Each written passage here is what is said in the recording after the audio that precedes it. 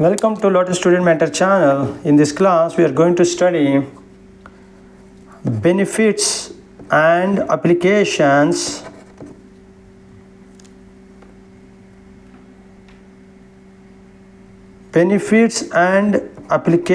of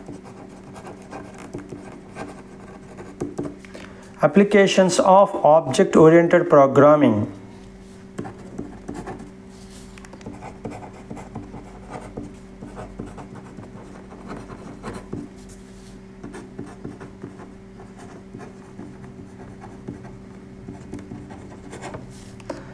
So what are the benefits? Because it's very important question for examination point of view for both for undergraduate students. If you remember, there I'm going to mention some of the benefits. At least if you remember the headlines of these benefits, then you can write under them. Then definitely you'll get the full marks. Now here, the first benefit is encapsulation. What is the meaning of encapsulation? Encapsulation means here the bundling of data and methods. Bundling of data and methods.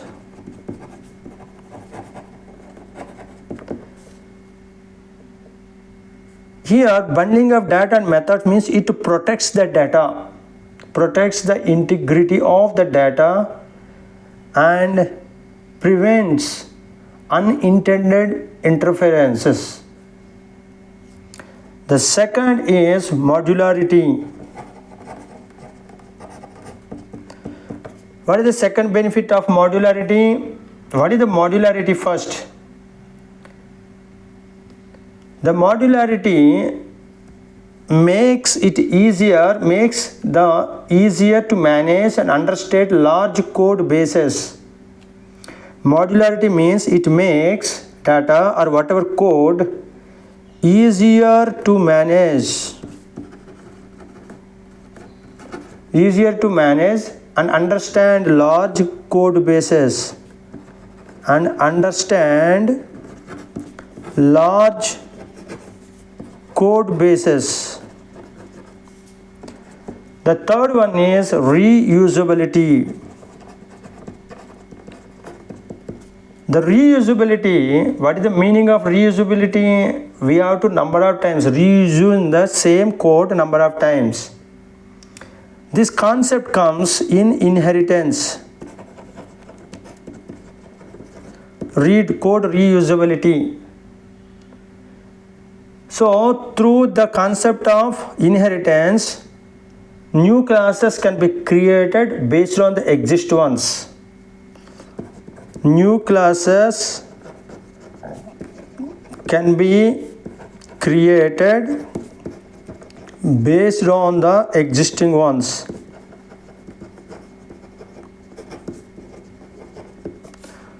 The fourth one is inheritance. As I mentioned, reusability, that is inheritance. If you watch the video of inheritance, then you can understand in our videos, that is series of lectures about object-oriented programming, the inheritance, the concept, main advantage is reusability. We can number of times using the code, no need to type again and again. And the fifth one is polymorphism.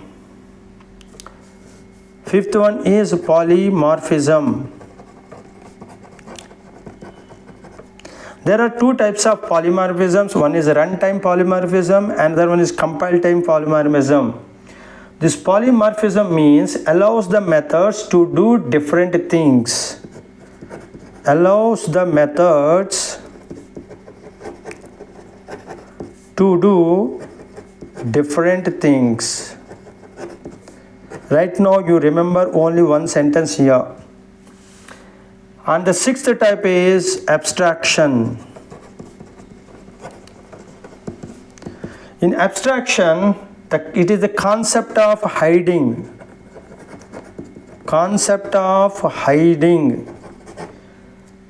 Complex and exposing, hiding and also exposing only the necessary features of an object, and exposing only the necessary features of an object.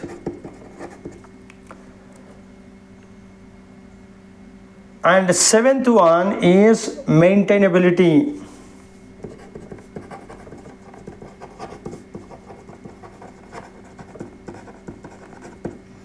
What is the meaning of maintainability here? Maintainability means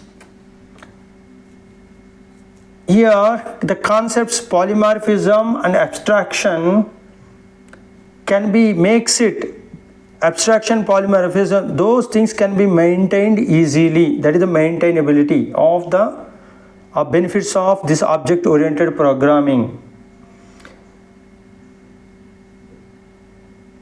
Suppose if we change in one part of the program, then it won't be distracted the other part of the program. That is what maintainability related to object oriented programming. And the eighth one is better collaboration.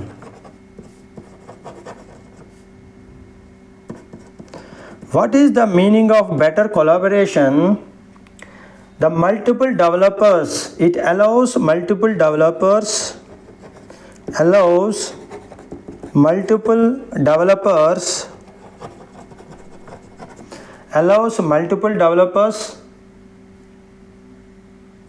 to work on different classes,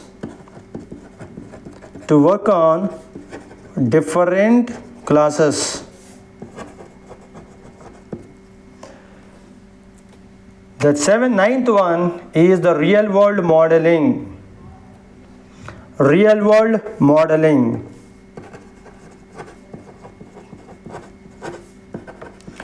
What is the meaning of real world modeling? Real world modeling means it allows developers to model real world entities and relationships more intuitively. Let me write here, it allows developers real world entity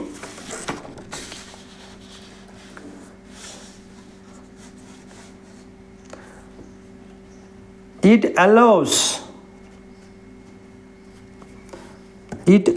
developers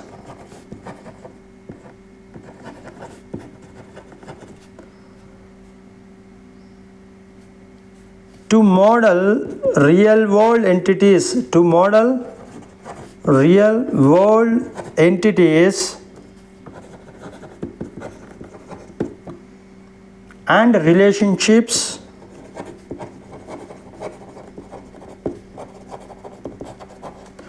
more intuitively or more intuitively. That is the exact, more intuitively. The final benefit is that, what is the 10th benefit here? It is enhanced testing and debugging. Enhanced testing and debugging. What is enhanced testing and debugging? We can debug easily, such as first encapsulation is there. This encapsulation makes it easier to test individual components. The concept of encapsulation makes it easier to test and debugging. These are the 10 benefits of object-oriented programming. That is the encapsulation, second one is modularity, third one is reusability, fourth one is inheritance, fifth one polymorphism, sixth one abstraction, seventh one maintainability, eighth one better collaboration, ninth one is real world modeling, and finally the 10th one is enhanced testing and debugging. So these are the 10 benefits of object-oriented programming.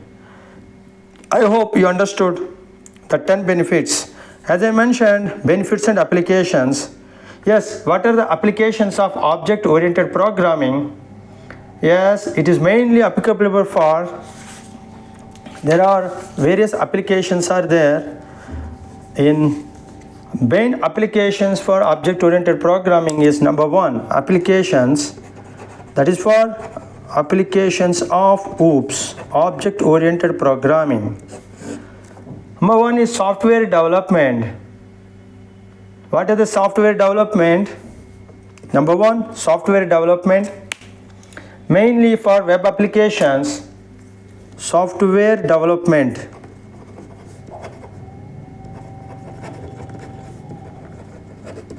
In software development, like Django can be developed, Django, Ruby, etc. by using object-oriented programming. The second one is game development. Game development. What is the game development here? OOPS can be used for developing the games, like players and enemies. Game developed to model game entities like players, enemies, and items of the object. The third one is mobile applications. Mobile applications. What is the mobile applications? Like Android and iOS. Android and iOS can be developed by using object-oriented programming. The fourth one is simulation and modeling. Simulation and modeling. Okay, what are the simulations here? To model complex systems such as traffic systems, weather patterns, biological processes, etc. And the fifth one is database management systems, DBMS, database management systems. Here by using object-oriented, that is known as object-oriented DBMS. Object-oriented DBMS. And the sixth one, what is the sixth one here? Artificial intelligence and machine learning. Artificial intelligence and machine learning. AI and ML. Artificial intelligence machine learning, where it will be used to create models and algorithms as objects. To create models and algorithms as objects. And the seventh one is graphical user interfaces. Graphical user interfaces. Graphical user interfaces. In short form, it is known as GUIs. And eighth one is embedded systems. Embedded systems.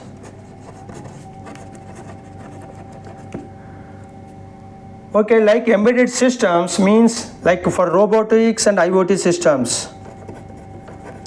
Robotics and IoT, Internet of Things devices. So here embedded systems means embedded systems of programming. This programming, object-oriented programming, can be used as embedded systems of programming. Okay, and that programming helps to embed into the robotics and IoT devices such a way that it can interact, further components can be interacted easily. And ninth one is enterprise applications. What is that enterprise applications? Complex business logic and workflows. That is called enterprise applications. Enterprise applications. Okay, what is the enterprise applications? Complex business logic and workflows. Complex business logic and workflows. And also share marketing can be done through this object oriented programming, predicting the things. And 10th one is the content management systems. Content management systems. That is CMS. What are the content management systems? Like many CMS platforms are there. What are there? WordPress, Joomla, and Drupal. DRUPAL, Drupal. Utilize the OOP, object oriented programming, to manage content, users, and plugins. And the 11th one is the computing. Scientific computing. Scientific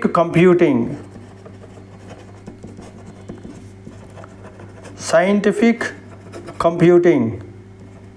What is the scientific computing here? The mathematical models, simulations, data structures can be done. That is analysis. That is a scientific computing. And finally, it is for financial systems. Financial systems. Financial systems are, what are the financial systems are? The OOPs can, by using object-oriented programming, can be used for developing financial softwares. Financial softwares. The financial softwares, for what purpose? For accounting systems. Accounting systems. Trading platforms. Trading platforms and risk management tools. Risk management tools. These are the 12 applications of object-oriented programming. What are the 12 applications are? Number 1, software development. Number 2, game development. Third one is mobile applications. Fourth one, simulation and modeling. Fifth one is a DBMS, that is object-oriented database management system. Sixth one is AML, that is called artificial intelligence and machine learning. Seventh one is GUI, graphic user interface. Eighth one is embedded systems. Ninth one is enterprise applications. 10th one is content management. 11th one, scientific computing. And final one here, the financial systems. So these are the 12 applications are there. I hope you understood the benefits and applications of object-oriented programming. Thank you for watching this video.